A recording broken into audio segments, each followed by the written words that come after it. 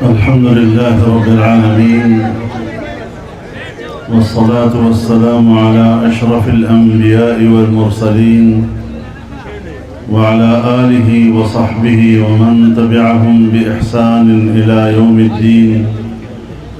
أما بعد. جناب صدر، علماء کرام، مشائخ اعظام،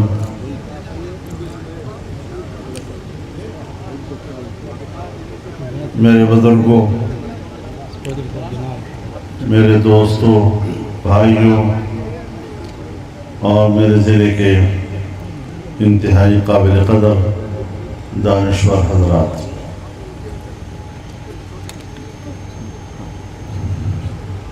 میں جمعیت علماء اسلام ضلع ڈیرہ اسماعیل خان کا شکر گزار ہوں کہ اس تقریب کا اہتمام کر کے میری عزت افزائی کی گئی، مجھے حوصلہ افزائی سے نوازا، اور اس میں شک نہیں ہے کہ جمعیت علماء اسلام کوئی ایک وقتی تنظیم نہیں ہے، نہ کسی معروضی مسئلے کی بنیاد پر وجود میں آئی ہے، بلکہ اپنے پشت پر 100 سال سے زیادہ کی تاریخ رکھتی ہے۔ اس جماعت نے بر صغیر کے مسلمانوں کو ایک نظریہ دیا، ایک نصب العین سے انہیں روشناس کیا، انہیں مقصد زندگی بتلایا، اور ایک عالمگیر اور آفاقی نظریہ ان کو عطا کیا۔ آج ہم اسی کا تسلسل ہیں، اور آپ کے تعاون، آپ کی جدوجہد اور آپ کی قربانیوں کے تسلسل سے انشاءاللہ ہم اپنی منزل انشاءاللہ حاصل کر کے رہیں گے۔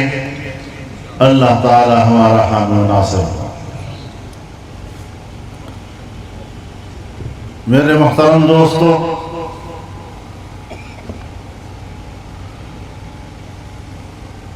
ہم نے یہ ملک بنایا،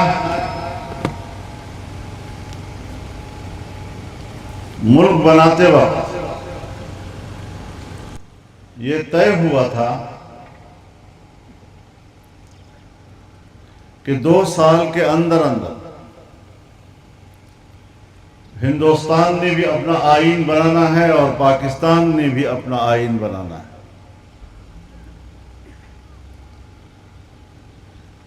ہندوستان نے اپنا آئین بنا لیا اور پاکستان کی سرزمین ایک طویل عرصے تک بے آئین رہی۔ سن 56 کا آئین آیا، لیکن اس کو پوری قوم کا متفقہ آئین نہیں کہا گیا۔ سن 62 کا آئین آیا، وہ ایک آمر کا آئین تھا، اسے عوام کی مرضی کا آئین نہیں کہا گیا۔ بالآخر سن 1973 میں پاکستان کی قیادت نے بیٹھ کر باوجود تمام تر اختلاف رائے کے اس قوم کو آئین دیا اس سرزمین کو آئین سے نوازا اور آج بھی اس آئین کا متفقہ آئین کا ٹائٹل زندہ ہے، برقرار ہے۔ ہر چند کی اس میں ترامیم آئی ہیں اور ترامیم متنازع بھی ہیں، لیکن پارلیمنٹ کی خود مختاری سے کبھی انکار نہیں کیا گیا۔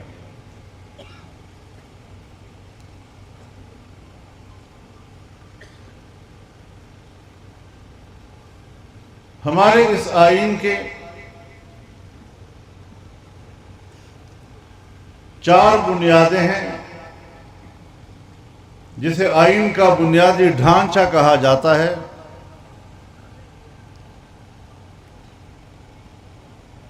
اور ہمارا آئین خود اس کا تعین کرتا ہے۔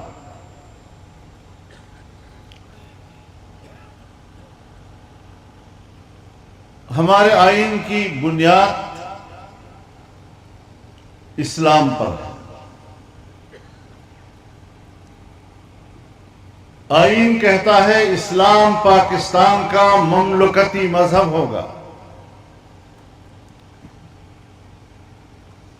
آئین کہتا ہے تمام قوانین قرآن و سنت کے تابع ہوں گے۔ آئین کہتا ہے قرآن و سنت کے منافی کوئی قانون نہیں بنایا جائے گا۔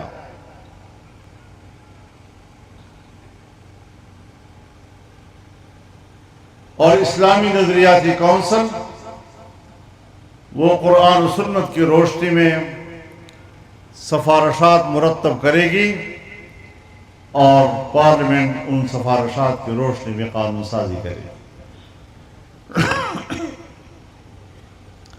یعنی یہ ملک سیکولر ملک نہیں ہے، یہ لامذہب ملک نہیں ہے، یہ مذہبی ہے اور اس کا مذہب اسلام ہے۔ دوسری بات جمہوریت ہے کہ جس کا مقصد واضح ہے کہ نظام مملکت میں عوام کی شراکت داری کو تسلیم کیا گیا ہے۔ آمریت نہیں ہوگی، عوام کی مرضی کے خلاف زبردستی ان پر کوئی مسلط نہیں ہوگا۔ حق حکمرانی عوام کے منتخب لوگوں کو حاصل ہوگا، لیکن جمہوریت کو بھی اس آئین میں واضح کیا گیا ہے کہ جمہوری نظام میں پارلیمنٹ بھی قرآن و سنت کے منافی قانون سازی نہیں کر سکے گا۔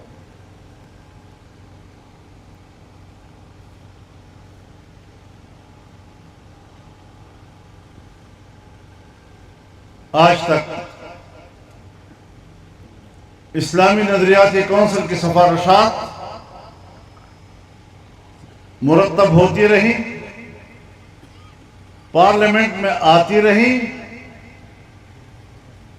اور پارلیمنٹ میں پیش ہونے کے بعد پتہ نہیں کس کمرے میں ڈمب ہوتی رہی۔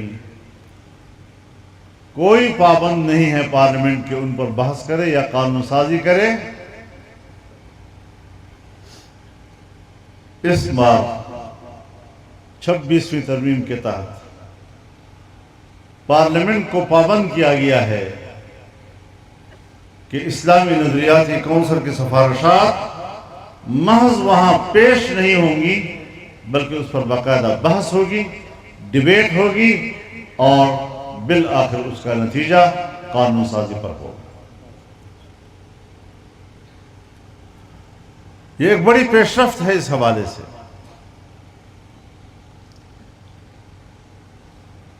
پارلیمنٹ میں جب کوئی نیا مسئلہ پیش آتا اور کوئی ممبر یہ مسئلہ اٹھاتا کہ اسے قانون سازی کے لیے پہلے اسلامی نظریاتی کونسل میں بھیجا جائے تاکہ وہ قرآن و سنت کی روشنی میں پہلے پرکھے کہ یہ قانون قرآن و سنت کے مطابق ہے یا نہیں، تو ایوان کی 40% اراکین کی حمایت حاصل کرنا ضروری تھا۔ جب تک ایوان کا 40% یہ نہ کہہ دے کہ یہ مسئلہ اسلامی نظریاتی کونسل میں جائے گا، اس وقت تک اسلامی نظریاتی کونسل میں مسئلہ نہیں جا سکتا تھا۔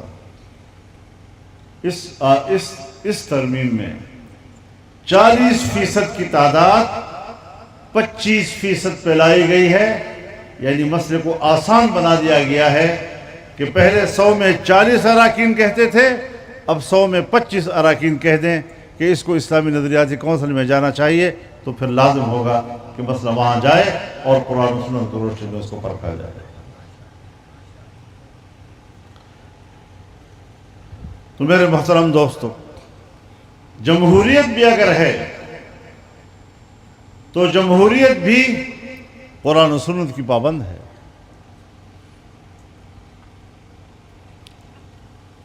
یہ اور بات ہے کہ ہمارے حکمران اس پر عمل نہیں کرتے۔ ہمارے منتخب ایوان الیکشن تو ہو جاتے ہیں، لیکن نتائج وہ کوئی اور مرتب کرتا ہے، مینجمنٹ کسی اور کی ہوتی ہے۔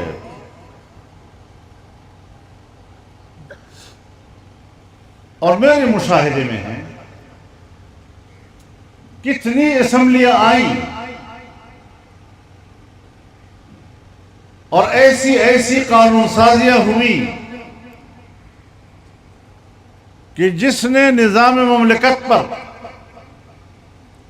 عوام اور عوامی اداروں کی گرفت مضبوط کرنے کی بجائے اسٹیبلشمنٹ کی گرفت کو مضبوط کرایا۔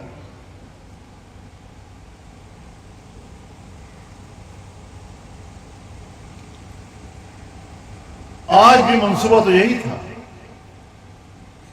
کہ مزید پیش رفت کی جائے، مزید جمہوری نظام کو اسٹیبلشمنٹ کے پنجے میں دیا جائے اور اس کے پنجے گرفت کو مضبوط کیا جائے۔ لیکن الحمدللہ 1 مہینے کی مشقت تو ہم نے ضرور برداشت کر لی، لیکن ہم نے ان کی گرفت کو مضبوط نہیں ہونے دیا اور ان کو اپنے دائرہ کار تک محدود رکھنے کے لیے کہا۔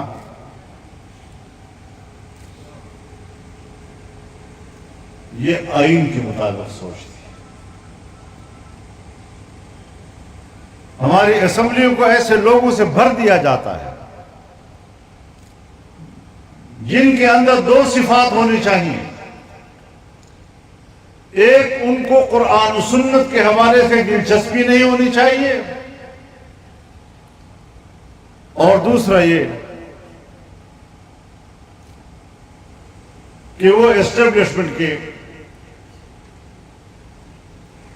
اشاروں کو دیکھتے رہے اور جس طرح کا اشارہ آتا جائے وہ قبول کرتے جائیں۔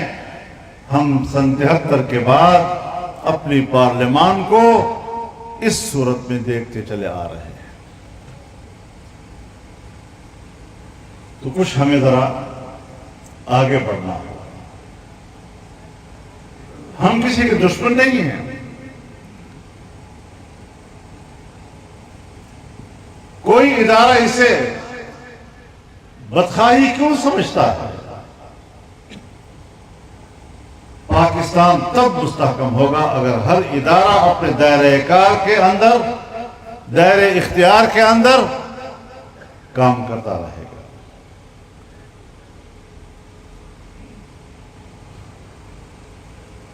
ہمارے پاس مسائل ہیں، ہم نے ان مسائل سے نمٹنا ہے۔ عام آدمی کو امن و امان نصیب نہیں ہے۔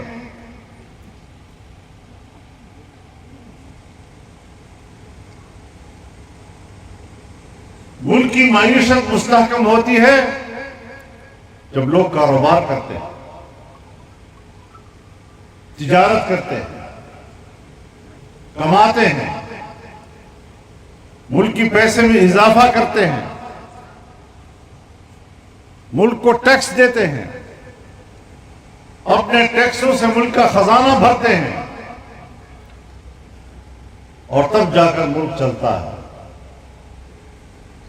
کتنا عرصہ ہو گیا، کتنی دہائیاں گزر گئیں، ہم امن و امان سے محروم ہیں، اور ہمیں لولی پاپ دیا جاتا ہے کہ صاحب یہ مسئلہ ابھی حل ہو جائے گا تو کل حل ہو جائے گا تو رات حل ہو جائے گا، اور ہم دہشت گردی کے خلاف جنگ جاری رکھیں گے اور یہ رکھیں گے اور وہ رکھیں گے۔ اس لولی پاپ سے امن نہیں آیا کرتا۔ میرا تجربہ یہ بتلاتا ہے کہ ہمارے پاس دہشت گردی کے خلاف کوئی مؤثر پالیسی نہیں ہے، اور ہم ملک کے اندر دہشت گردی کو بھی اپنے عوام کو بلیک میل کرنے کے لیے استعمال کرتے ہیں۔ کچھ ادارے ہوتے ہیں جو جرم کے خاتمے کے لیے ہوتے ہیں، لیکن ہمارے ہاں کچھ ادارے وہ بھی ہوتے ہیں کہ جو جرم کو استعمال کرنے کے لیے ہوتے ہیں۔ آج جرم کو استعمال کیا جا رہا ہے، جرم کا خاتمہ نہیں کیا جا رہا۔ ہاں، خاتمے کے نام پر قوم کو بلیک میل ضرور کیا جا رہا ہے۔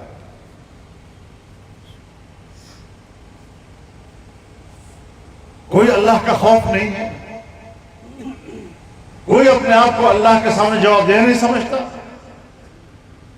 ان کم بختوں نے کبھی مرنا بھی نہیں ہے اور کبھی اللہ کے سامنے پیش بھی نہیں ہونا۔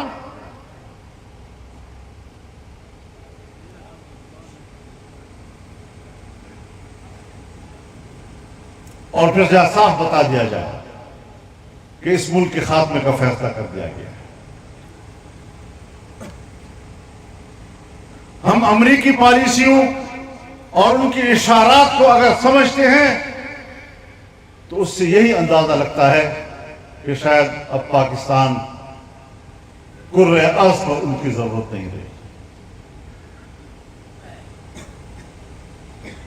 صوبوں کے درمیان نفرتیں پیدا کی جا رہی ہیں، ایک صوبہ دوسرے صوبے پر الغار کی باتیں کر رہا ہے۔ اس سے بڑھ کر بھی کوئی حماقت اور ہو سکتی ہے؟ اختلاف ہوتے ہیں، اختلاف کے حدود بھی ہوتے ہیں۔ بلا حدود اختلاف کا تصور تو جاہلیت ہے۔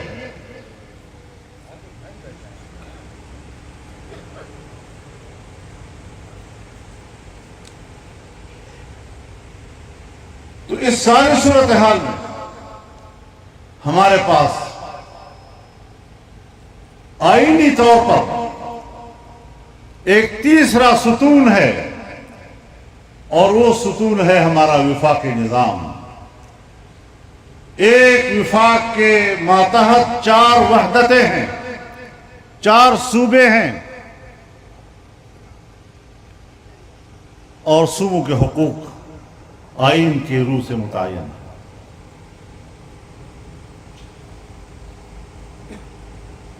ہم آئین کی روح سے اپنے وسائل کے مالک ہیں، ہمارے وسائل پر کسی کو قبضہ کرنے کا کوئی حق حاصل نہیں ہے۔ بلوچستان کے وسائل پر بلوچستان کے عوام اور ان کے بچوں کا حق ہے، سندھ کے وسائل پر وہاں کے عوام ان کے بچوں کا حق ہے، پنجاب کے وسائل پر ان کا حق ہے، اور کوئی ان کے حق کو چیلنج نہیں کر سکتا آئین پاکستان کی روح سے۔ لیکن کیا وجہ ہے کہ اس کے باوجود ہم اپنے وسائل کے مالک نہیں ہیں؟ اور اگر ہم اپنے حق کی بات کرتے ہیں، اپنے وسائل کو اپنے استعمال میں لانے کی بات کرتے ہیں، تو پھر ہمیں غدار کہا جاتا ہے۔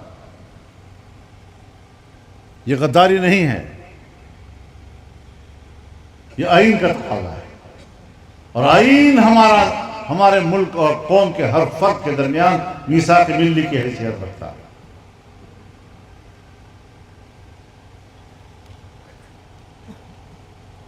ہم اپنے حقوق سے دستبردار ہونے کو تیار نہیں ہیں۔ تم جنگ چھیڑ دو، قومیں لڑتی رہیں، خون بہتا رہے، اور طاقتور ادارے امن کے نام پر ہر جگہ پہنچتے رہیں، ہمیں کہتے ہیں ہم امن کے لیے آئے ہیں، اور میں کہتا ہوں آپ ہمارے وسائل پر قبضہ کرنے کے لیے آئے ہیں۔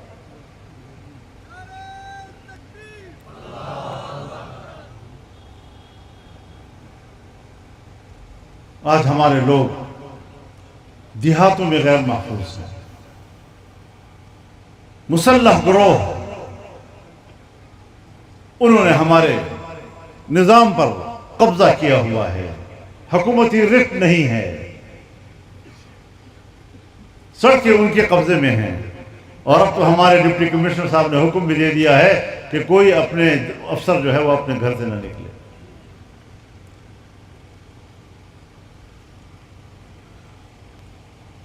کیا اس حد تک ہم چلے گئے؟ سی پیک جو پورے ملک کی ترقی کا ایک دروازہ ہے، آج ہم امن و امان کے نام پر چین کو بھی بلیک میل کر رہے ہیں اور امریکہ کو بھی بلیک میل کر رہے ہیں۔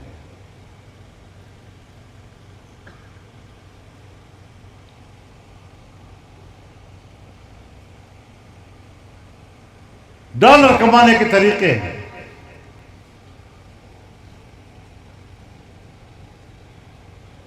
لیکن اگر ہم یہ باتیں کرتے ہیں، آپ تو ہماری نیک نیتی پہ شک کر رہے ہیں، آپ تو ہمارے خلوص پر شک کر رہے ہیں، آپ تو ملک کے ساتھ ہماری وفاداری پر شک کر رہے ہیں، آپ تو ہماری قربانیوں پر شک کر رہے ہیں۔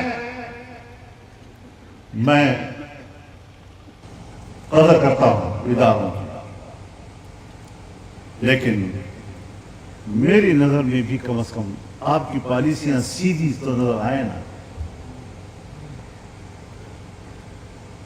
میں نے بھی تو ان صحراؤں میں 40 سال سے زیادہ صحرا گردی کی ہے، میں بھی تو ان غلام گردشوں کا 40 سال سے ایک آوارہ گرد رہا ہوں، آنکھیں بند کر کے بات نہیں کر رہا ہوں، مشاہدات کی بنیاد پر بات کر رہا ہوں، اور اگر میں یہ باتیں نہ کروں تو میں ملک اور قوم کا خائن کہہ رہا ہوں۔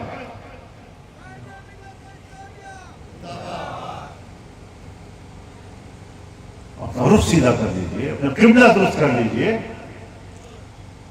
آپ ہمارے سروں کے تاج۔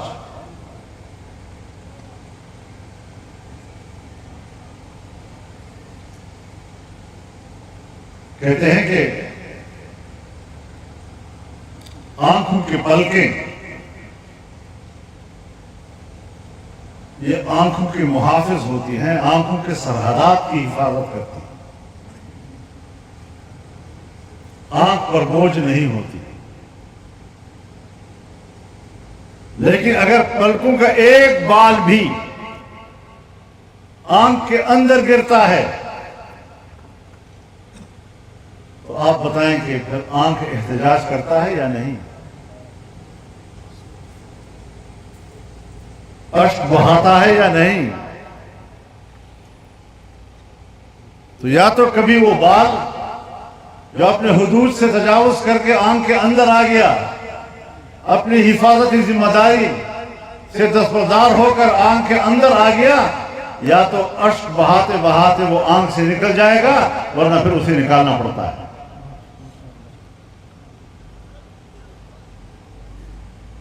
آپ ہماری آنکھوں کے پلکیں ہیں، ہم آپ کی قدر کرتے ہیں، آپ ہم پر بوجھ نہیں ہیں، لیکن ہمارے احساسات کو سمجھنے کی کوشش کریں۔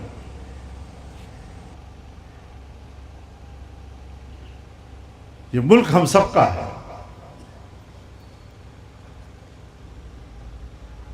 ملک کا بہت بڑا جرنیل کیوں نہ ہو اور میرا یہ غریب کارکن کیوں نہ ہو، دونوں کے پاس پاکستان کا یکساں شناختی کارڈ ہے. جس شناختی کارڈ پر میرا جرنیل پاکستانی کہلاتا ہے، میرا یہ عام کارکن بھی اسی شناختی کارڈ کی بنیاد پر اپنے آپ کو پاکستانی کہلاتا ہے. نعرہ تکبیر! جمعیت علماء اسلام قائد تیری بصیرت کو قوم کی قدر کرو. ہماری زندگی اجیرن ہو گئی ہے، ہم گھروں سے باہر نہیں نکل سکتے، سڑکوں پر آمد رفت ختم ہو گئی ہے، اور یہ ہمارا جو موٹر وے ہے یہ یارک کے پاس، پل کے نیچے مسلح لوگ ہیں، پل کے اوپر فوج کھڑی ہے.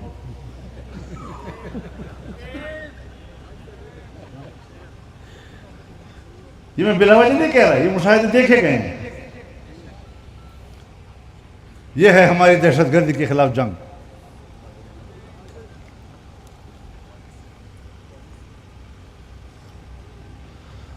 اور ہمارا جو چوتھا ستون ہے آئین کا، وہ ہمارا پارلیمانی طرز حکومت ہے.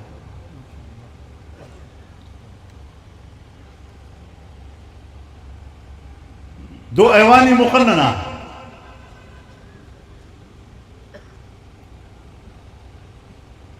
عوام کے ووٹوں سے منتخب ادارے ہوتے ہیں. یہاں لوگ بکسے میں ڈالتے کچھ ہیں تو بکسے سے نکلتا کچھ ہے.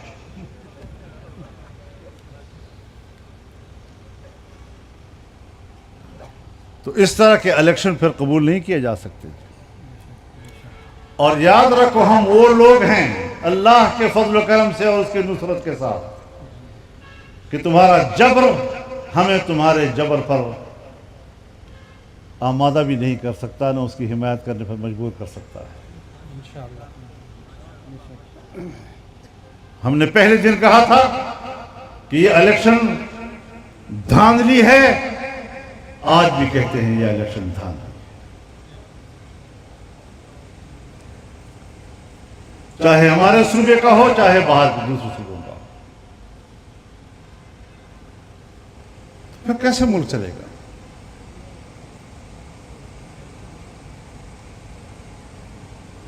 جو عوام کو نمائندہ ہی نہیں، وہ عوام کا ان مشکل میں کیسے مقابلہ کرے گا؟ جب شہر پر مشکل آتی ہے تو ہمارا منتخب نمائندہ علاقہ چھوڑ جاتا ہے، بھاگ جاتا ہے، قوم کے سامنے آنے کی ضرورت نہیں کر سکتا، لوگوں سے بات کرنے کی ہمت نہیں رکھتا.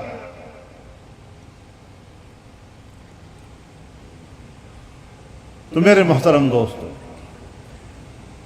اس کے ساتھ ساتھ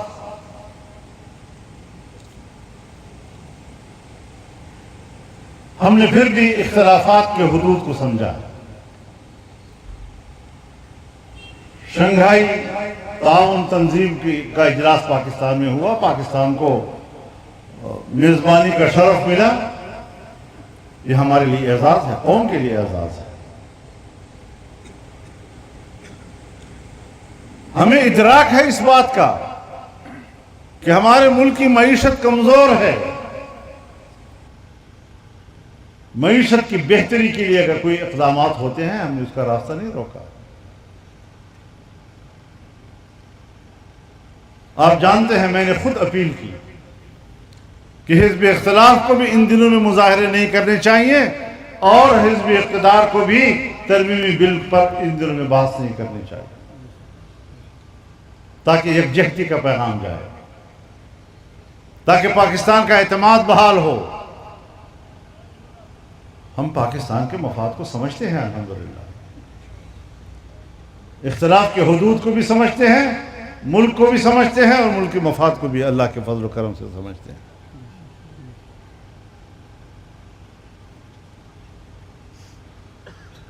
اب دیکھتے ہیں کہ ہمیں اس سے کتنا فائدہ ملتا ہے.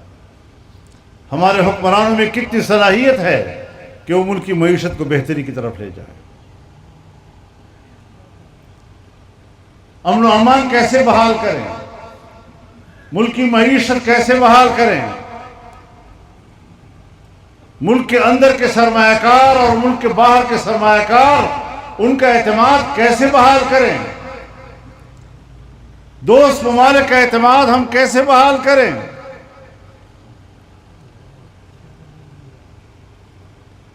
اور پھر ہمیں یہ بھی نہیں بھولنا چاہیے